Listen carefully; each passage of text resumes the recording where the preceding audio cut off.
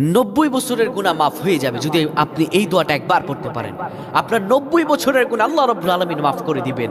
এবং আপনি এই দোয়াটি শেয়ার করে দিবেন, আপনার একটি শেয়ারে লক্ষ লক্ষ মানুষ গুনাহমুক্ত হয়ে যাবে এবং ওই মানুষগুলো গুনাহমুক্ত হওয়ার দ্বারা আপনিও গুনাহমুক্ত হয়ে যাবেন। সুবহানাল্লাহ। আমল না করে সওয়াব পেতে পারেন শুধুমাত্র একটি শেয়ারে।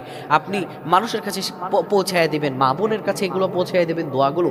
রাসূল বলেন বাল্লিগু আন্নি ওয়ালাউ আয়া, একটা আমল শেখার পরে সে আমলটা অন্যের কাছে পৌঁছায় দাও, তাহলে এতে তারাও যে কল্যাণকামী হবে, তুমিও সেমন কল্যাণকামী হবে।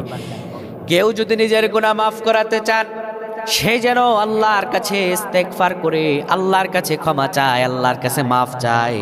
আপনার 90 বছরের গুনাহ কেন, আপনার সারা জিন্দেগীর গুনাহ আমার আল্লাহ চাইলে মাফ করে দিতে পারেন। দোয়া পড়বেন, রব্বি ইন্নী যালামতু নাফসি যুলমান কাসীরা ফাগফিরলি। আল্লাহ, আমি বহু গুনাহ করেছি, নিজের উপর জুলুম করেছি,